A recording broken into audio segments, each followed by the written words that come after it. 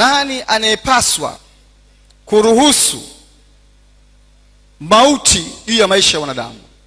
Tunaishi katika nyakati ambazo wapo watu ambao wanadhani wana haki na uhalali juu ya uhai wa watu wengine, kwamba nani aweze kuishi na nani hana haki ya kuishi.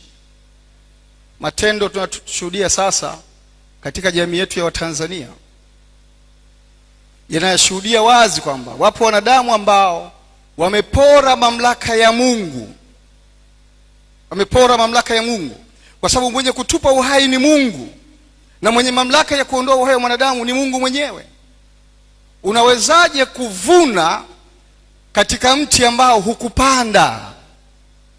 Unatoa wapi mamlaka hiyo? Kwa hiyo kama Mungu ndio mwenye kutoa uhai wa mwanadamu, kumpa mwanadamu uhai na haki ya kuishi, mwenye mamlaka ya kuiondoa haki ya mwanadamu kuishi ni Mungu mwenyewe, aliye asili ya uhai wetu, na anajua wapi anatupeleka baada ya kutoka katika mwili huu. Nalisema hili kwa sababu ya hali inayoendelea sasa, watu wengine kuuawa, kutekwa, kuvamiwa, kupigwa na mengine mbalimbali. Wote wanaoyafanya hayo wajue kwamba wanapora mamlaka ya Mungu, wanapora haki ya Mungu.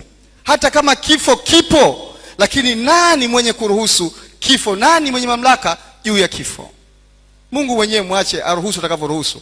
Akiruhusu tuondoke kwa magonjwa, tuondoke na kitu kingine, sawa, lakini mwanadamu awe yote hana mamlaka ya kuingilia uhai wa mtu mwingine. Wewe unayeondoa uhai wa mwingine, ipo siku wa kwako utaondoka pia, kwa sababu hakuna mwenye mamlaka juu ya kifo.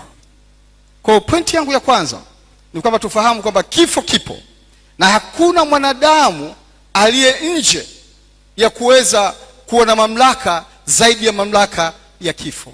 Hivyo tuishi katika hali ya unyenyekevu, tuishi katika hali ya utu, tuishi katika hali ya kuthaminiana, tukijua ulimwengu ni mahali pa muda tu, ni mahali pa kupita tu, ni mahali ambapo tumewekwa tu kwa wakati na Mungu mwenyewe kwa dhamana yake, na katika saa ambayo Mungu imempendeza mwenyewe ataweza kutuondoa kama alivyoturuhusu tuweze kuwepo katika ulimwengu huu.